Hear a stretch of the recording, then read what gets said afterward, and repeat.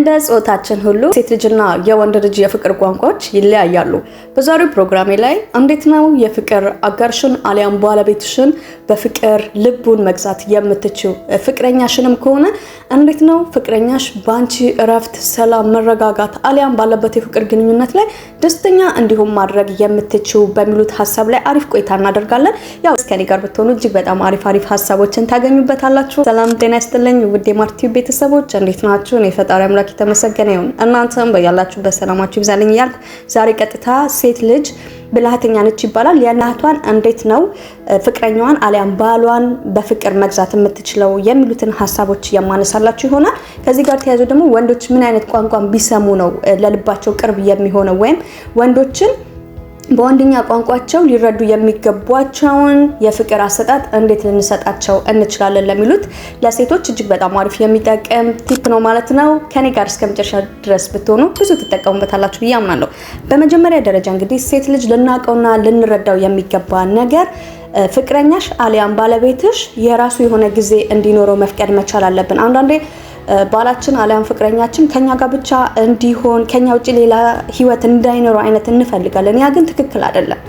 ምክንያቱም ወንድ ልጅ በተለይ ወንዶች ከወንዶች ጓደኞቻቸው ጋር ጊዜ ማሳለፍን ይፈልጋሉ።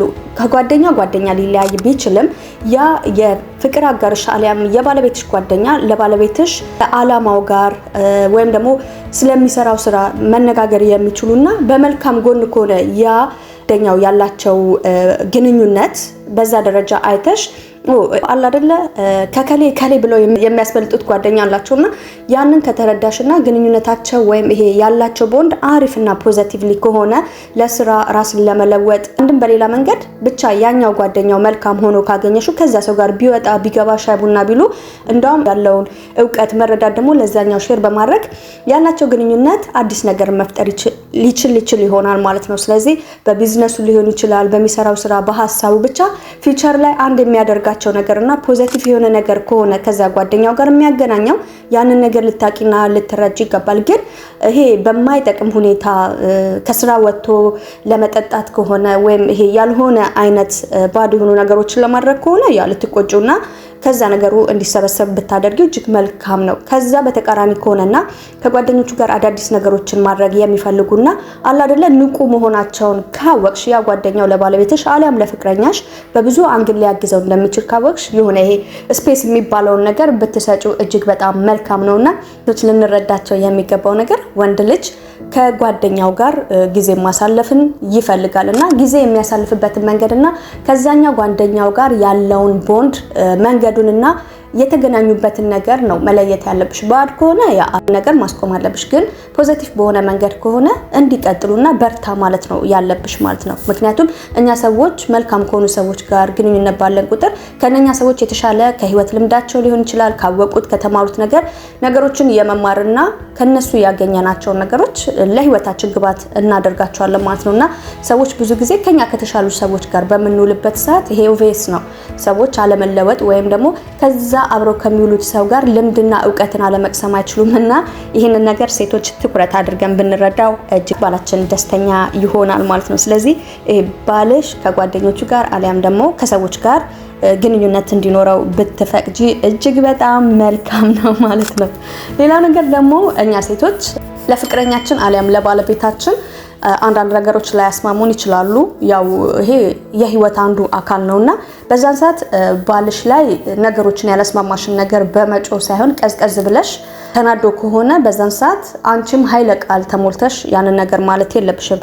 ያንቺ ጥፋት እንኳን ሳይሆን ምናልባት እሱ ከውጪ ተናዶ ሊሆን ይችላል የመጣው አንዳንድ ነገር ወይ ቢዝነሱ ከስሮበት ሊሆን ይችላል ብቻ በሆነ ነገር ላይ እሱ ስሜታዊ ሆኖ አንቺ ጥፋትሽ ባልሆነ ነገር ላይ ድንገት እንኳን አላደል እንደመቆጣት ወይም ደግሞ የሆነ ባህሪው ለመለወጥ አይነት ነገር ስታይበት ወይም እንዴ ምን ሆኖ ነው እንዴት እንዲህ ይለኛል ብለሽ እንደዛ አይነት አክት እንኳን ካየሽበት ኦኬ ጥፋቱ ያንቺ ላይሆን ይችላል። ግን ያ ነገር ካለፈ በኋላ እንዴ ውዴ ምን ሆነ ነው እንደዚህ እኮ አልከኝ በሰላም ነው ግን ምንድነው የተፈጠረ ነገር አለ ወይ ብለሽ ከተረጋጋ በኋላ እንደውም እኮ ይባላል የኛ ሰው ሰዎችን ገንዘብ ለመበደር ሊሆን ይችላል። ከዛ ሰው የሆነ ነገር ለመፈለግ ሲሉ የአገሬ ህዝብ ምንድነው የሚያደርገው? ሰውን እየጋበዘ አሊያም ደግሞ አሪፍ ሞመንት ላይ ሲሆን ደስተኛ ሲሆን እንደዛ ባለ ሁኔታ ላይ ነው ቅሬታቸውንም ሆነ ገንዘብ መበደርም ከፈለጉ ገባቸዋል ጥበብ የተሞላበትን መንገድ ነው የሚጠቀሙትና አንቺን በትዳርሽ አሊያም በፍቅረኛሽ ላይ ይሄ ጥበብ ሊኖርሽ ይገባል ማለት ነው። ምንም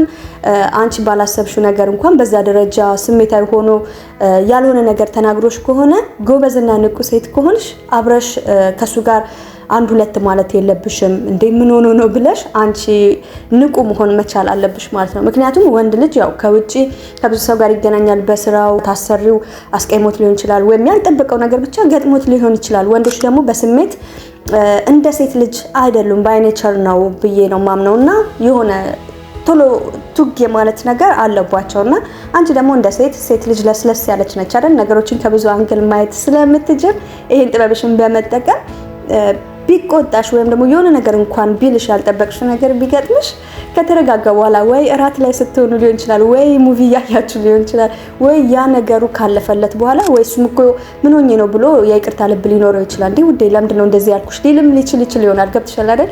ስለዚህ አንቺ ጎበዝና ቤቷን የምትሰራ ቤቷን የምትወድ ትዳሯን የምታከብር አሊያም ፍቅረኛሽን የምታከብሪ ሴት መሆንሽ በዚህ ደረጃ ማሳየት ትችያለሽ ማለት ነውና ሁለተኛው ነጥቤ ባልሽን ላይ ኃይለ ቃል ነገር ባትጠቀሚ ወይ ፍቅረኛሽን የሆነ በቃ ለስለስ ብለሽ ብትቀርቢው የበታችነት ስሜት አይደለም በእውነቱ ማለት ነው። ስለዚህ ይህንን ጥበብ ብታቂና ብትረጂ ይጠቅምሻል ማለት ነው።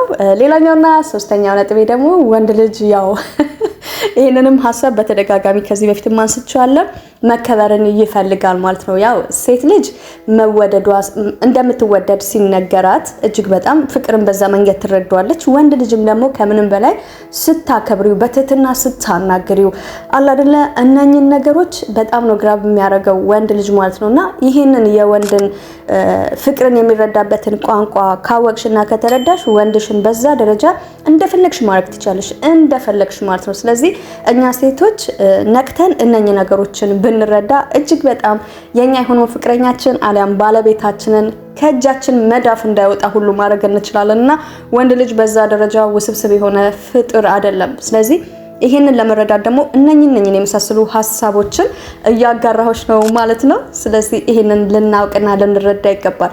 ወንድ ልጅ በዛም ሆነ በዚህ እወድሃለሁ አፈቅርሃለሁ ብትዩ ያ ደስ ይለዋል። ከዛ በበለጠ ግን በትህትናና በአክብሮት ያንን ነገር በምትገልጭለት ሰዓት እመኝኝ የኔ እህት ያ ወንድ ልጅ እጅግ በጣም ባንቺ ይማረካል ማለት ነውና ወንዶች አንዳንዴ የጮሽ እያመናጨቅሽ ምናምን ነገር እንድታናግሪው አይፈልግም በቋቸው ነው። ስለዚህ ይሄንን ማወቅ በራሱ እጅግ በጣም ትልቅ ራሱን የቻለ ጥበብ ነውና ይሄንን መረዳት መቻል አለብሽ ማለት ነው። ሌላኛውና የመጨረሻው ነጥብ ደግሞ ያስኩልሽ ምንድነው? ወንድ ልጅ ያንቺን ንቃት ይፈልጋል የኔ እህት። ምክንያቱም ወንድ ልጅ በትዳር ላይ ከሆንሽ ቤትሽን በምትይዥበት አያያዝሽ ሊሆን ይችላል። ልጆችሽን ትሪት በምታደርጊበት መንገድ ይሆናል። የራስሽ የሆነ ጊዜ እንዲኖርሽ ይፈልጋል። አላ አይደለ የሆነ ብቻ የራስሽ ቢዚ የሚያደርግሽ ነገር ቢኖር ደስ ይለዋል ማለት ነው። ምክንያቱም እንደዛ ሆንሽ ማለት አንደኛ እሱንም በዛ ደረጃ አትጫኙም፣ ለሱም ስፔስ ትሰጪዋለሽ፣ ለራስሽም ደግሞ ራስሽ ላይ ጊዜ የምታሳልፍባቸው ነገሮች ካለ ራስሽን በማስተማር ሊሆን ይችላል፣ ራስሽን ይጠቅሙኛል በምትያቸውን ፖድካስት በመስማት ሊሆን ይችላል። በአንድም በሌላ መንገድ ብቻ የራስሽ የሆነ ጊዜ ካለሽ ዳር እየኖርሽ ያለሽ እህቴ ኮንሽ ራስሽን የምትጠብቂ አለ አይደለ ልጆችን ትሪት ማድረግ ብቻ ፎከስሽ እሱ ላይ ብቻ ያልሆነ ሲሆን ወንድ ልጅ ዲፕሊ ይሄንን ነገር ከሴት ልጅ ላይ ሲያይ እጅግ በጣም ደስ ይለዋል ማለት ነውና እንደውም እንዳትሸወጂ እሱን ስላልሽ ፍቅርሽን እየገለሽለት ወይም ደግሞ ይሄንን ስላደረግሽ ወንድ ልጅ ጠብ ይልልሻል ማለት አይደለም። ኖ ወንድ ልጅ ራሷን ያወቀች የነቃች ለራሷ ጊዜ የምትሰጥን ሴት በዛም ሆነ በዚህ ይወዳሉ ማለት ነው። ምናልባት እንዲህ ብሎ ባይልሽ እንኳን ይሄን ነገር ካንቺ ሲያዩ እጅግ በጣም ደስ ይሏልና እህቶች እዚህ ነገር ላይ ንቃት ቢኖረን ለማለት ነው። ሴቶች የኛ ያለውን ወንዶቻችንን በፍቅር ላይ ያለን ማለም በትዳር ላይ ያለን እህቶች እነኚህን ነገር ብንጠቀም የወንድ ልጅ ልብ በቀላሉ በቁጥጥራችን ስር ማድረግ እንችላለን ማለት ነው። አይሆፕ በዛሬ ቪዲዮ ማሪፍ ሀሳብ አግኝታችሁበታል ብዬ አስባለሁ። በቀጣይ በሌላ ፕሮግራም እስከምንገናኝ በያለንበት ቸርን ሰንበት